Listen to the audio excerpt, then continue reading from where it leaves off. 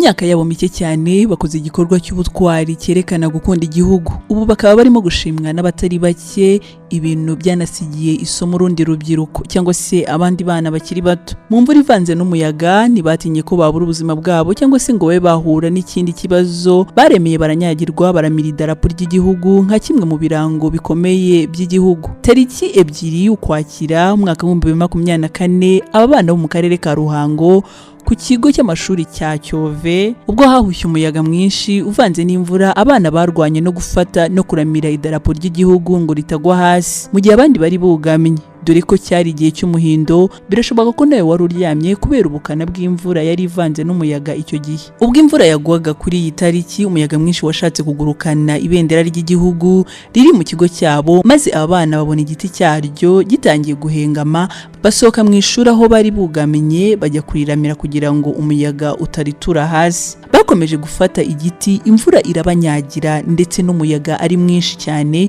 ku buryo wanasakambuye amwe mu mashuri yo kuri icyo kigo cyabo, ariko ntibacitse intege, barakomeje bagaragaza urukundo bakunda igihugu binyuze mu kuramira idarapo. Iyi foto ikimara gusakazwa hanze, abana bagaragara baramira idarapo ndetse batitaye n'imvura cyangwa se uburyo ikirere cyari kimeze, barwana no kuba baramira idarapo kugira ngo ritagwa hasi. Benshi babinyujije ku mbuga nkoranyambaga zitandukanye, yaba kuri Facebook, Instagram, Twitter cyangwa se X ndetse n'ahandi, batangiye gushima aba bana. Abandi bati abana bakwiye igihembo kuko iki gikorwa kirarenze kandi bigaragaza urukundo bakunda igihugu. Hari n'abandi bagerageje gukora amashusho bayasanisha n'uburyo aba bana bari bameze mu gihe baramiraga idarapo ry'igihugu. Ntibyatinze abana batangiye gusezeranwa byinshi bizabakorerwa n'inzego zitandukanye, harimo n'ishuri ryabo.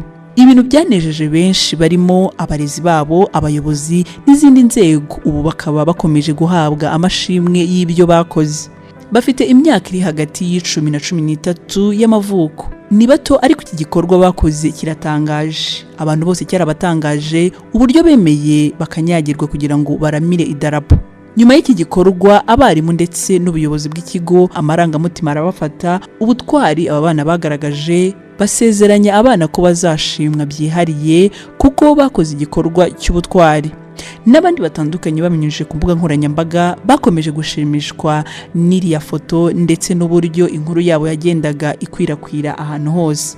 Nyuma y'ikwirakwira ry'iyi nkuru yatangaje benshi, inzego zitandukanye zatangiye kwemerera abana amashimwe atandukanye kubera umutima wo gukunda igihugu bagaragaje. Ku ikubitiro, umuyobozi w'ishuri yageneye aba bana ishimwe ririmo ibikoresho by'isuku nyuma y'iki gikorwa bagaragaje, ndetse avuga ko hateganyijwe inama ya komite y'ishuri ngo hatekerezwe uko bazashimirwa by'umwihariko. Si ibyo gusa, ubuyobozi bw'akarere ka Ruhango nabwo bwavuze ko bwakozwe ku mutima cyane n'igikorwa cyiza cy'abana. Bavuga ko hari gutegurwa uko babasura bakabashimira mu buryo bwihariye. Hari n'abandi batandukanye bifuje kuba bahura n'aba bana. Bakomeje kugaragaza amarangamutima basabira aba bana ubufasha kubera umutima udasanzwe bagaragaje wo gukunda igihugu. Ku mugaragaro, polisi y'igihugu nayo ntago yigeze iceceka cyangwa se ngo yirengagize igikorwa aba bana bakoze.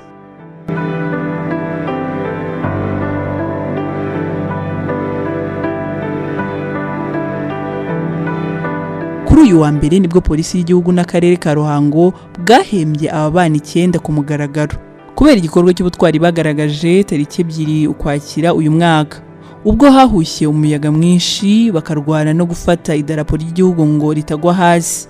Polisi y'igihugu igereranya icyo gikorwa nko gukunda igihugu kuko bashoboraga no kuhatakariza ubuzima. Usibye kwerekana urukundo abana bafitiye igihugu, ibi bigaragaza ko aho biga bahabwa uburere bukwiye umunyarwanda burimo no gukunda igihugu. Ngo aba bana barushijeho guha idarapo ry'igihugu agaciro nyuma y'uko babonye uburyo ryubashywe umunsi ryamanikwaga mu kigo cyabo. Ibyo bituma bibagaragariza ko idarapo ari ikirango gikomeye mu gihugu. Ndagushimiye, ntibisanzwe ndi Ntagara Delphine.